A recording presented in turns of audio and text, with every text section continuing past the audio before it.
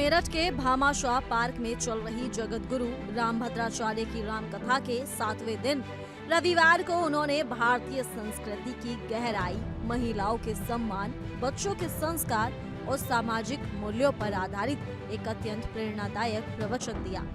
उनके विचारों ने श्रोताओं को गहराई से सोचने पर मजबूर कर दिया और अनेक सामाजिक मुद्दों पर नई दृष्टि प्रदान की।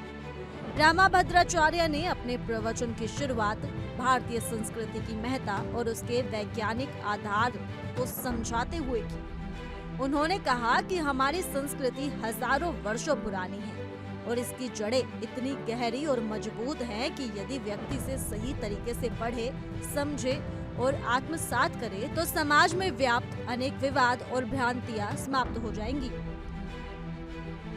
उन्होंने बताया कि वेद, उपनिषद, पुराण और अन्य धार्मिक ग्रंथ न केवल धार्मिक बल्कि सामाजिक और नैतिक शिक्षा भी प्रदान करते हैं। उन्होंने विशेष रूप से महिलाओं की भूमिका और उनके प्रति भारतीय संस्कृति की दृष्टि को स्पष्ट करते हुए कहा कि हिंदू धर्म में नारी को सदा से ही उच्चतम स्थान प्राप्त है। जहां अन्य धर्मों में महिलाओं को केवल बीबी या बेबी जैसे शब्दों से संबोधित किया जाता है, वहीं सनातन धर्म में नारी को देवी कहा गया है। इसका अर्थ ये है कि हमारे धर्म में नारी को शक्ति, करुणा और सृजन का प्रतीक माना गया है।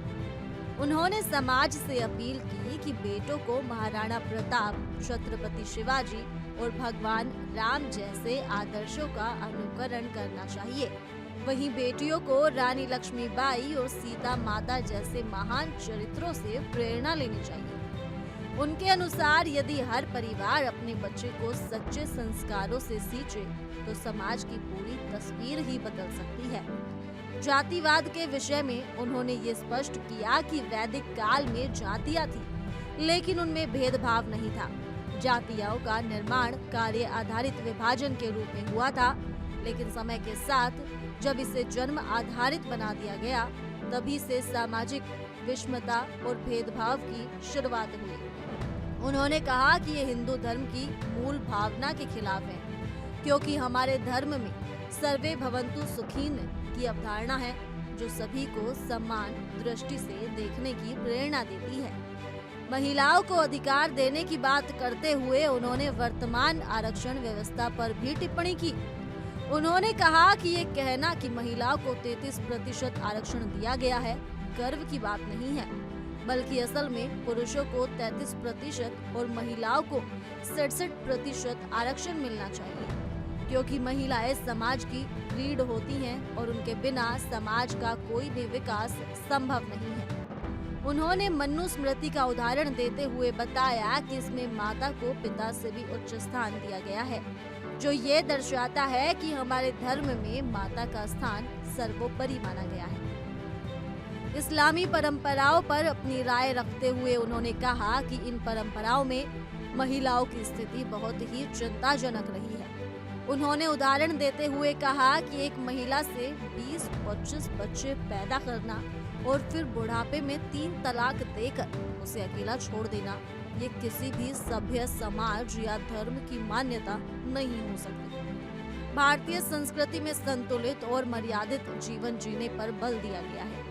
उन्होंने कहा कि अत्यधिक संतानोत्पत्ति केवल सामाजिक समस्याएं ही नहीं बढ़ाती, बल्कि धार्मिक दृष्टि से भी उचित नहीं मानी जाती। यदि एक दंपति के 3 बच्चे भी हों, लेकिन वे सभी संस्कारवान और चरित्रवान हों, तो वही सच्चा धर्म माना जाएगा। शिक्षा की बात करते हुए रामभद्राचार्य ने कहा कि वर्तमान समय में शिक्षा केवल डिग्री प्राप्त करने तक सीमित नहीं रहनी चाहिए। माता पिता को चाहिए कि वे अपने बच्चों को केवल आधुनिक शिक्षा ही न दें, बल्कि उनमें अच्छे संस्कार भी भरें।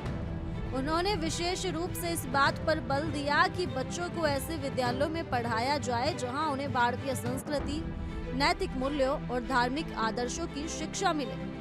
उन्होंने सलाह दी कि बच्चों को कॉन्वेंट स्कूल या मदरसों की बजाय सरस्वती विद्यालय जैसे संस्थानों में भेजना अधिक लाभकारी रहेगा, जहां शिक्षा के साथ साथ संस्कार भी दिए जाते हैं। अपने प्रवचन के अंतिम चरण में उन्होंने ये स्पष्ट किया कि यदि भारतीय समाज अपनी वैदिक परंपराओं और मूल्यों को दोबारा आत्मसात कर ले तो समाज में व्याप्त अनेक समस्याएं जैसे जातिवाद, नारी शोषण, सामाजिक भेदभाव, नैतिक पतन आदि अपने आप समाप्त हो सकती हैं। रामा भद्राचार्य ने आशा जताई कि यदि भारत का हर नागरिक इन आदर्शों को अपनाए तो न केवल हमारा देश फिर से विश्व गुरु बन सकता है, बल्कि पूरी दुनिया में शांति, सद्भाव और आध्यात्मिक जागरूकता का प्रसार संभव हो सकता है। अभी के लिए इस खबर में सिर्फ इतना ही। ज्यादा जानकारी के लिए जुड़े रहिए इंडिया डेली के डिजिटल प्लेटफॉर्म के साथ।